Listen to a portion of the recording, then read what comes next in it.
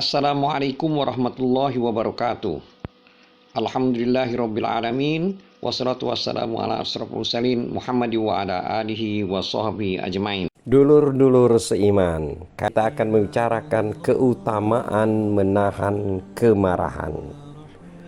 Dulur-dulur seiman, Allah Subhanahu wa taala telah berfirman dalam surat Ali Imran ayat 133 dan 134 yang artinya, bersegeralah menuju pengampunan dari Tuhanmu, serta surga yang luasnya adalah seluruh langit dan bumi. Itu disediakan untuk orang-orang yang bertakwa, yaitu orang-orang yang suka membelanjakan hartanya di waktu dalam keadaan cukup ataupun kurang rizkinya, serta orang-orang yang suka menahan kemarahannya dan pula gemar memaafkan kesalahan para manusia. Dan Allah mencintai orang-orang yang berbuat kebaikan.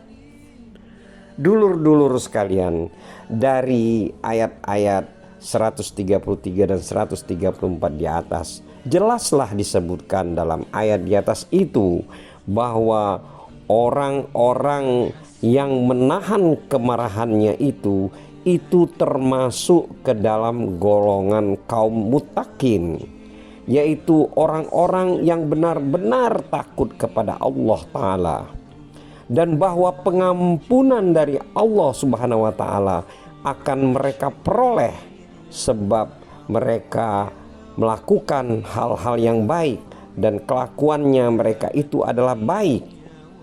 Selain itu juga mereka akan mendapat pahala, yaitu berupa surga yang terang-terangan disediakan untuk mereka itu. Alangkah mulianya dan alangkah agungnya pembalasan ini. Dulur-dulur sekalian, dalam sebuah hadis riwayat Tabrani dan Baihaqi, Rasulullah SAW bersabda yang artinya, barang siapa menahan kemarahannya, maka Allah akan menahan siksanya kepada orang itu. Dan barang siapa mengemukakan keuzuran kepada Tuhannya, maka Allah akan menerima uzurnya. Dan barang siapa menyimpan lisannya, maksudnya tidak suka menyingkapkan rahasia kepada orang lain, maka Allah akan menutupi aibnya atau celahnya. Dulur-dulur seiman yang dikasihi Allah, selain itu Nabi SAW juga bersabda dalam hadisnya yang diriwayatkan oleh Ibnu Abi Dunya dan Baihaqi dan lain-lain, yang artinya, orang yang paling gagah perkasa di antara kamu semua adalah orang yang dapat mengalahkan nafsunya di waktu amarah. Dan orang yang tersabar di antara kamu semua itu ialah orang yang suka memaafkan kesalahan orang lain, padahal dia kuasa untuk membalasnya. Dulu sekalian, pernah terjadi suatu peristiwa, yaitu ada seorang Arab dari golongan-golongan Arab yang berwatak kasar. Pada suatu ketika ia berkata kepada Umar radhiyallahu anhu, katanya, demi Allah, Tuhan ini tidak berbuat adil dan Tuhan tidak bisa memberikan hal-hal yang cukup banyak. Umar radhiyallahu anhu tampak marah sehingga terlihat dari wajahnya. Namun kemudian ada seseorang mendekatinya dan berkata, hai Amir Mukminin, apakah Tuhan belum pernah mendengar firman Allah dalam surat Al-A'raf ayat 199 yang artinya, jadilah engkau pemaaf dan suruhlah orang mengerjakan yang ma'ruf dan berpalinglah daripada orang-orang yang bodoh. Ternyata Tuhan orang-orang di samping Tuhan itu nyata-nyata termasuk golongan orang bodoh. Setelah mendengar perkataan orang tersebut atau temannya tersebut, Umar radhiyallahu anhu reda amarahnya dan memaafkan orang yang berkata kasar tadi. Dulur-dulur sekalian, dalam suatu riwayat atau hadis bahwa pada suatu hari datanglah seorang lelaki kepada Rasulullah Shallallahu Alaihi Wasallam, kemudian berkata, "Ya Rasulullah, berilah saya perintah untuk mengerjakan suatu amalan yang baik, tetapi saya harap sedikit saja." Rasulullah SAW kemudian bersabda, "Jangan engkau marah." Orang ini kemudian meminta lagi supaya diulangi, barangkali ada lanjutannya, tetapi Nabi SAW tetap hanya menyuruh satu macam saja, yaitu jangan marah. Demikianlah diriwayatkan oleh Bukhari. Kemudian dalam hadis Bukhari dan Muslim yang lain, Rasulullah SAW pernah bersabda, "Apakah yang kamu anggap sebagai orang yang kuat bergulat?" Para sahabat menjawab, yaitu orang yang tidak dikalahkan oleh orang lain dalam pergulatannya. Nabi SAW kemudian bersabda lagi, "Bukan itu. Yang disebut orang kuat bergulat adalah orang yang dapat menahan hatinya di waktu marah. Jadi bergulat dengan kemarahan hatinya sendiri sehingga dia menang." Ja'far berkata, marah itu adalah kunci dari segala keburukan. Dulur-dulur kalian, sebagian sahabat Ansor ada yang berkata, pokok pangkal ketololan adalah bersikap kasar dan pembimbingnya adalah sifat kemarahan. Barang siapa yang tetap bodoh, ia tidak perlu lagi mempunyai sifat kesabaran. Kesabaran adalah bagaikan hiasan diri dan amat banyak manfaatnya, sedangkan bodoh adalah sesuatu celah yang banyak sekali mudaratnya. Berdiam dari menjawab ucapan yang kurang akal atau kurang berakal itu adalah sebagai jawabannya. Jadi untuk ucapan-ucapan atau pertanyaan-pertanyaan yang kurang masuk akal adalah berdiam diri. Dulur-dulur sekalian, Hasan berkata, sebagian dari tanda-tanda seorang muslim ialah kuat dalam memegang agama, kemudian keras hatinya tetapi disertai dengan lemah lembut perangainya, beriman dengan menggunakan keyakinan, berpengetahuan disertai penuh kesabaran, berpikir panjang disertai rasa kasih sayang, kemudian memberikan nama-nama mana-mana yang menjadi hak orang dan mengikuti jalan yang benar, kemudian berlaku sederhana sekalipun kaya, kemudian menunjukkan kecukupan sekalipun dalam waktu kekurangan, kemudian berbuat baik selagi masih kuasa melakukan, kemudian menanggung segala penderitaan dengan berusaha menghilangkannya, selalu sabar dalam keadaan yang sulit, tidak dikalahkan oleh rasa kemarahan, tidak dipengaruhi sehingga membabi buta oleh rasa kesombongan atau membela diri yang tidak benar, tidak dapat ditundukkan oleh syahwatnya, tidak tampak sifat yang hanya ingin mengendutkan perut atau makan yang berlebihan, kemudian tidak dilalaikan oleh sifat ketamakan, tidak dangkal cita-cita dan keinginannya. Ia suka menolong orang yang teraniaya, belas kasihan kepada orang yang lemah, tidak pelit atau kikir, tapi tidak juga boros, tidak berlebih-lebihan, tetapi tidak keterlaluan erat menggenggam hartanya. Ia suka mengampuni jika dizalimi. Dia suka pula memaafkan orang bodoh yang menyakiti dirinya. Kemudian dirinya tabah menderita, asalkan orang banyak dapat bahagia dan berkecukupan. dengan kelakuannya yang demikian itu. Itulah tanda-tanda orang muslim yang kuat dalam memegang agamanya.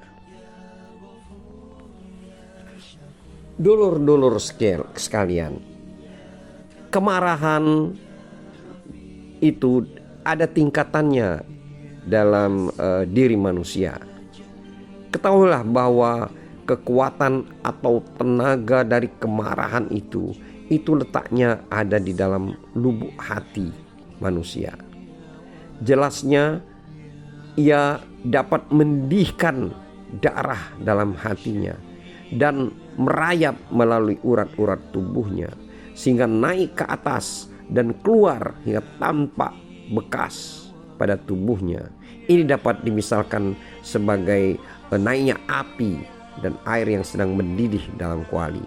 Oleh sebab itu kemarahan seseorang dapat terlihat pada wajahnya, yaitu berubah menjadi merah, sedangkan matanya berapi-api.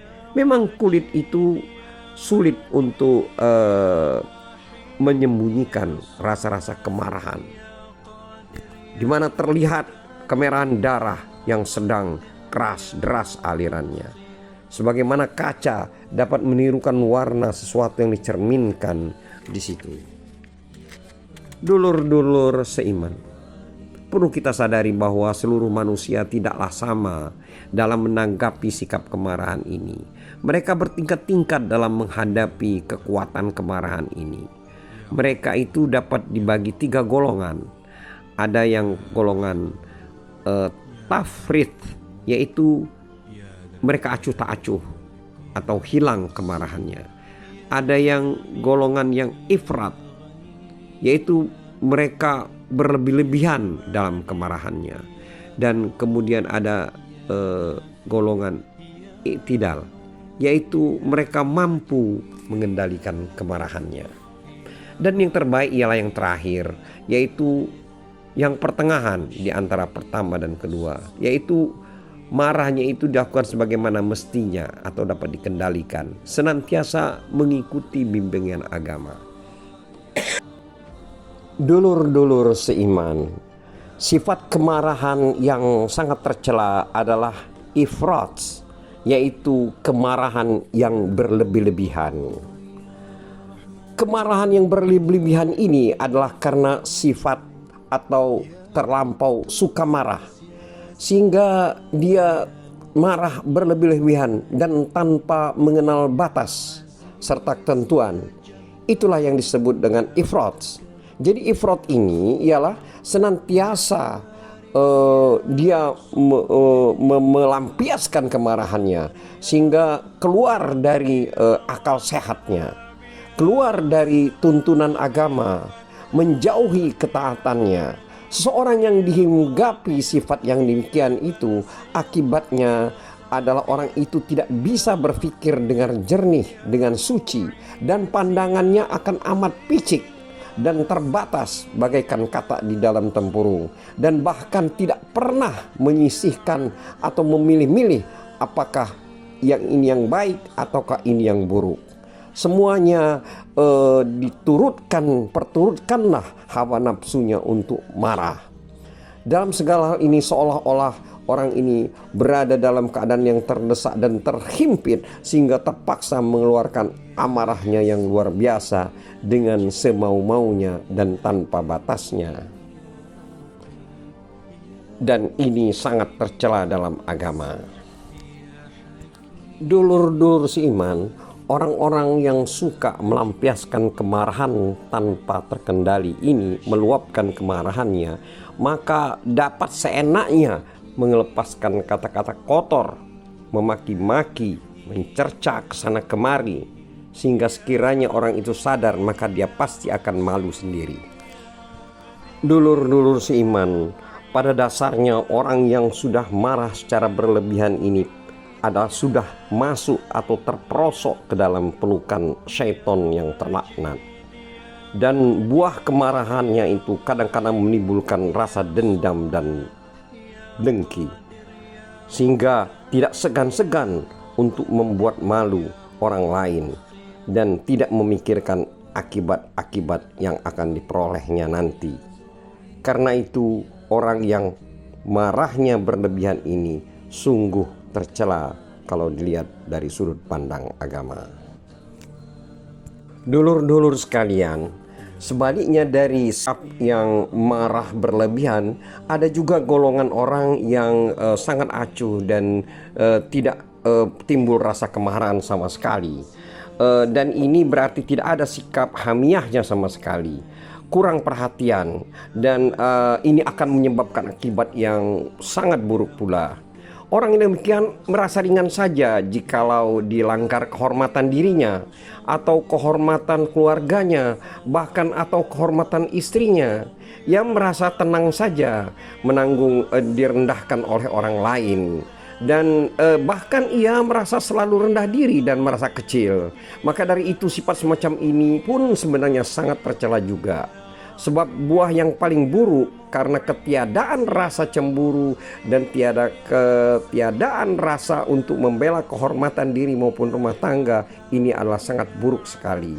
Terutama kehormatan misalnya istrinya atau keluarganya dan lain-lain sebagainya. Padahal ini harus dan wajib dijaga dengan sebaik-baiknya.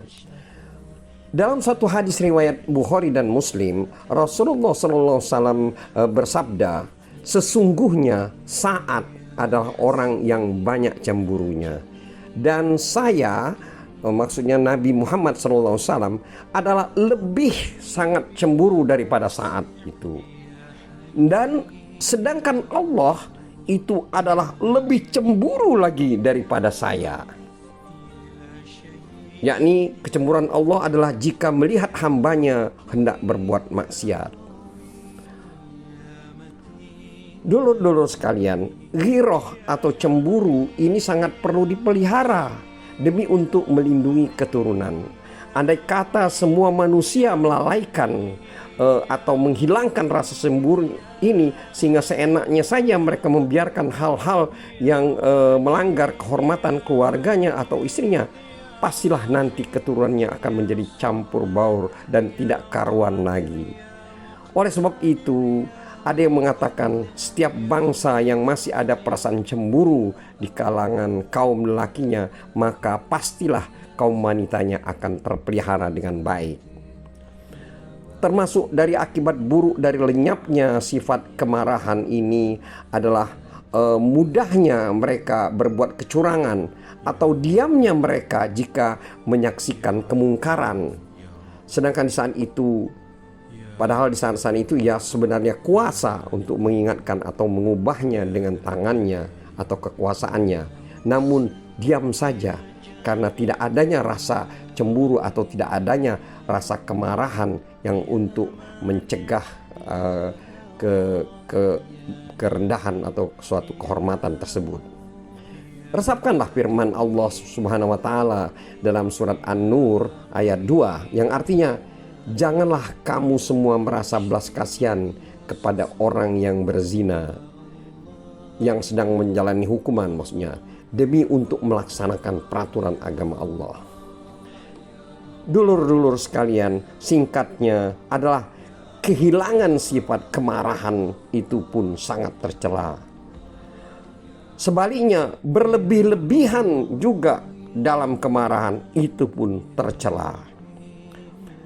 Karena bila kita berlebih-lebihan berarti kita akan mendapatkan bahaya karena menghilangkan pertimbangan akal sama sekali. Jadi yang paling baik adalah sifat kemarahan itu hendaknya disalurkan dan dikendalikan, serta mengikuti pemikiran dengan akal pikiran yang baik sesuai dengan isyarat-isyarat dalam agama. Itulah yang terpuji. Dengan sikap yang sedang semacam itu, maka tetap tumbuhlah rasa hamiyah, yaitu rasa pembelaan pada yang benar.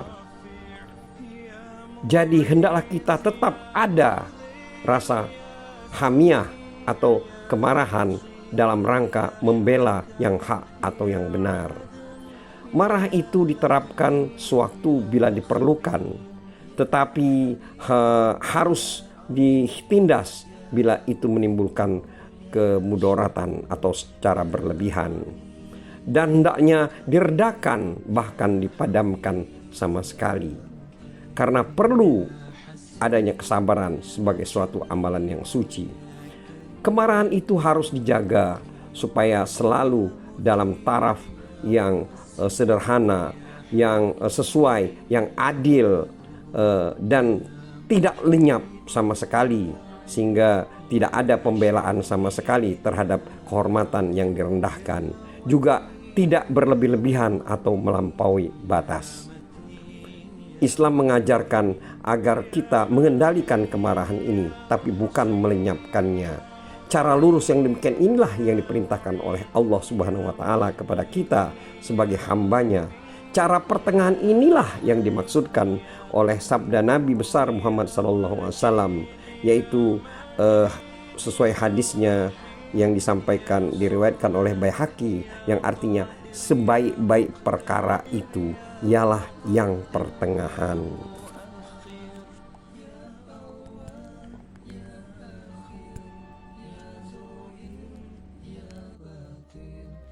Wallahu a'lam bissawab. Wassalamualaikum warahmatullahi wabarakatuh.